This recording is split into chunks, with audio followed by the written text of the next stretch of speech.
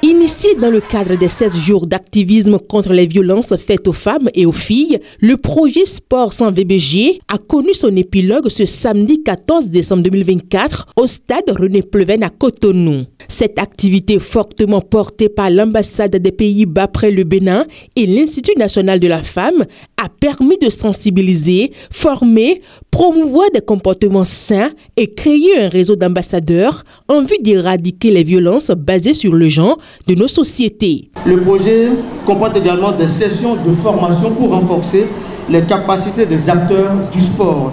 Et à cet effet, on peut dire que près de 250 encadrants sportifs et jeunes athlètes ont bénéficié de séances de formation à Commet du 18 au 19 octobre 2024 dernier et puis à Cotonou au CG Saint-Rita le 23 novembre 2024 dernier. Le sport est une force puissante capable de transformer des vies et des sociétés.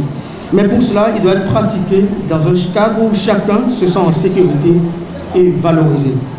Ensemble, nous avons la responsabilité de bâtir un futur où le sport rime avec dignité, respect et équité. Nous avons la lourde responsabilité de sensibiliser encore et encore nos filles sur les VBG et les moyens pour y remédier.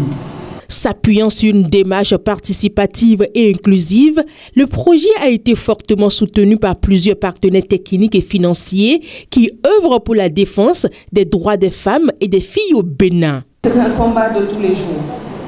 Et le sport est une des façons de lutter contre la violence.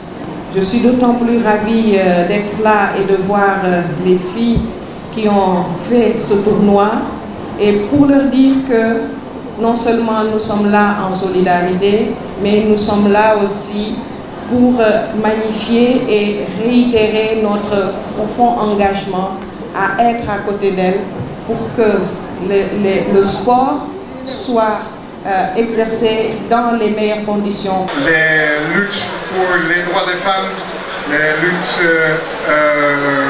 pour l'égalité des genres et les luttes contre le VBG. 1 sur 3 femmes et filles mondialement sont confrontées avec des violences dans leur vie.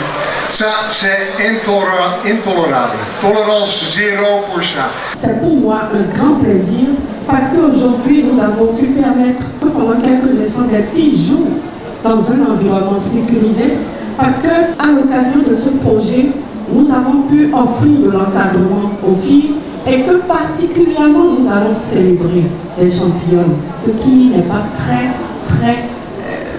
on ne les célèbre pas suffisamment. Après la réussite du projet dans les autres départements, l'étape du littoral à Cotonou a mis plusieurs équipes féminines de football et de basketball en compétition. Au thème, c'est l'équipe de Saint-Rita qui s'offre le Graal dans les 2 disciplines, à savoir le basketball et le football. Je suis vraiment contente parce que mon équipe a gagné. Pour que les violences puissent aller loin, on doit dénoncer les auteurs.